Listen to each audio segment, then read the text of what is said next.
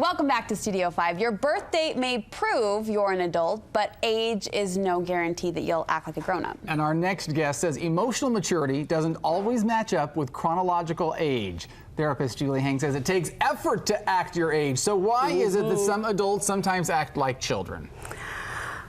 I don't know. Why do they? No, just teasing. I'm waiting for a quiz you're going to give us so we can all gauge our emotional age. No? Okay. No quiz here. But you know what? Actually, acting like a child sometimes is a sign of maturity. Oh. So it's not about how you act, but it's how do you manage your emotions. And we'll talk about 6 signs that you have emotionally grown up. And if you have, and if you listen to these 6 signs over the next 6 minutes or so, and you find maybe you're lacking, is it possible to work on that age, that emotional age, and to kind of step definitely. it up? There's some tips too that we'll give about how to move yourself along a little bit quicker. This first sign has to do with decision making. Yeah, so the first one is you have the final say in your life. So if you feel like, you know, I'm the boss of me. Ultimately, I get to choose. And I once worked with a client who was deciding whether or not to go back to school and get a graduate degree. She had a lot of kids, husband really busy, and so she was like, well, but you know, it'll be inconvenient for them. It'll be a big cost. And then she's like, this is what I want to do. It's really important to me. And she actually decided to do that, even though it would be difficult for the people around her. So she's the boss of her life. And if you feel like you're not, like everybody else has more say than you do, then there's some work to be done. And I would consider starting small and making one decision without any input. Like, okay, I am going to do this. I'm going to take this little step or take this class, or I'm going to go out to lunch and I'm, you know, choosing the restaurant. Just make one little decision. Don't get input. Is the difference here too? Certainly don't want to get the world's input, but I think in the scenario you're presented, a lot of people would say, "Oh, hey, she's being selfless. She does have responsibilities as a mother and a wife." So certainly taking other people into consideration isn't necessarily the issue here. It's their opinions regarding the decision. You take other people's opinions into consideration, exactly, but ultimately you make the decision for your life. Yeah. You lay down the law and it's your final say. What you say matters. Let me get to the next one. Does how we handle decisions and make decisions when we're maybe upset or we're under pressure, does that reveal a little bit something about our emotional maturity? Yeah, people who are emotionally mature, they know what they think and they know how they feel about things. And they're able to identify that and articulate it and then share it directly in their relationships. This is really hard. A lot of families have a difficult time with this.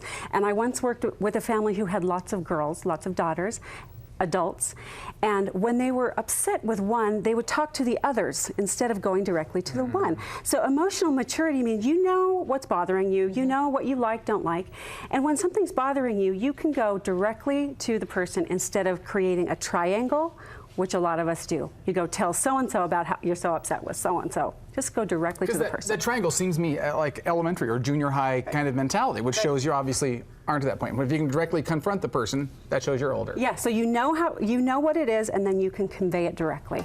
Even if the other individual isn't emotionally mature, right? I mean, sometimes I think that's when we shy away from conversations, is when you think, I don't know how they're going to handle it, but that doesn't really have bearing on what you do. No, you're because number one, you're in charge of you're you, in charge of your own life. You're the final say. What if you don't know how you feel? What if you have a hard time identifying your true feelings or your emotions in that situation? So a great thing is to journal and just kind of do a daily journal, thoughts and feelings. How am I feeling? What is that?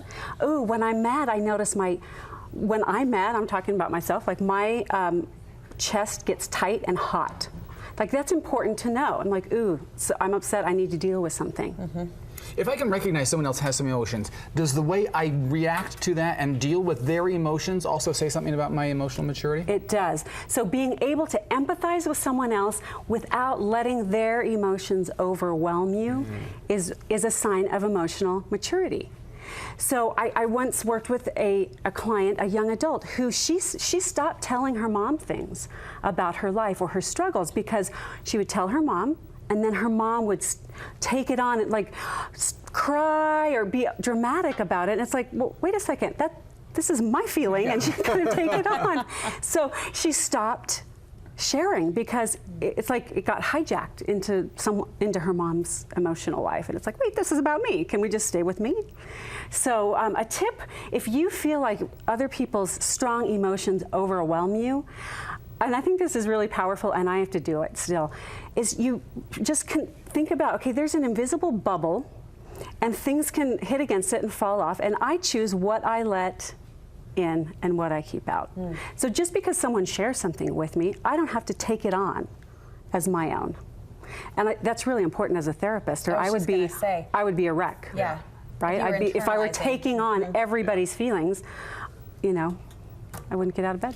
This next kind of emotionally maturity, or that you're emotionally grown up, is that you can spend time alone and you can spend time with others. And I kind of hung up on the alone time, because for a lot of people that's hard, to be in a room by themselves or at an event by themselves. That's tough. It is, and for some people it's hard to be, you know, they struggle being in large crowds or, you know, being themselves with a group. But I think you're right, more people that I've worked with struggle with being alone. And so if you have a hard time being alone, take that risk, be proactive about it. There was a time in my late teens where I realized, wow, I really don't do alone time very well. And I specifically, weekly, started doing things. Like I went skiing by myself.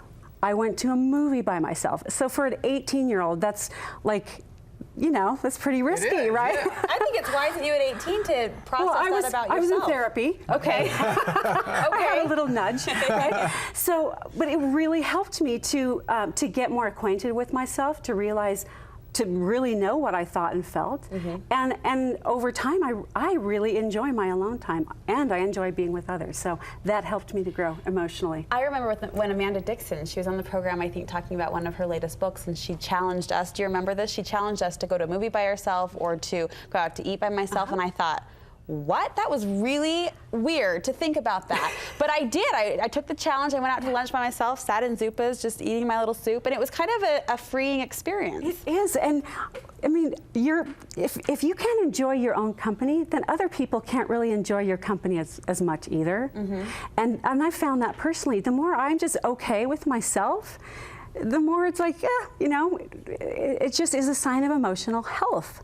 So good for you. I'm just so proud of you. Still I'm like, working on that. But it also shows that you're not letting your circumstances affect you, that you can create your own happy, like you said. Right. And again, the other end of the spectrum is avoiding, you know, if you like your alone time so much that you avoid people, you want to have that balance, the give and take. And the whole flexible thing. In fact, we've just covered some of the stuff. There are more tips online. Julie's created this great article, a great resource for you. If you want to test your own emotional maturity, go to our website, download that, see how well you do in some of those different areas right there. You help individuals and families all the time. How do people get a hold of you? WasatchFamilyTherapy.com.